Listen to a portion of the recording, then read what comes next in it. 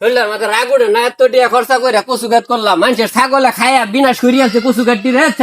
তোরা ছাগলে যে আমার কচু গাছ খাইয়াছে দেখছো? ছাগল তো এটা আমরা না, এটা আমরা আব্বা। কই গেছে?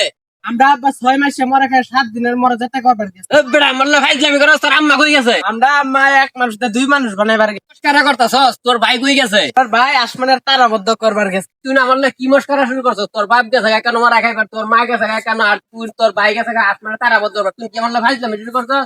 ভাই ভাই এই ভাই একটু দেখি একটা বিচার দে।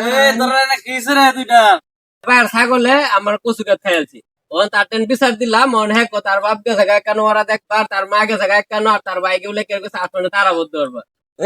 তোর সমস্যাটা কি তুই জানিস? কথা শুনে জিজ্ঞানছে তার বাহের কাহিনীটা কি? তোর বাবার কাহিনীটা কি? আমরা আব্বার কাহিনীটা হইছে এটা, 6 মাস আগে মাছ শুনাইছি, এই মাছটা খাইয়া 7 দিন আগে যে জ্বালা ভেঙে দিয়েছে, জ্বালাটা লাগাইবার গেছে ক্ষেত্র। তোর বাহের কাহিনীটা শুনলাম, ওন তার মার কাহিনীটা শুনুন নি তুই কেন? কত আমার কাহিনীটা কি?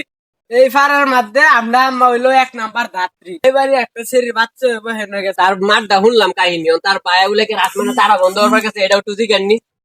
তোর ভাইয়ের কাহিনীটা কখন? ভাবি ঘরে হুতলে উড়বা চাইলে আসমানের তারা দেখা যখন বাইটিং।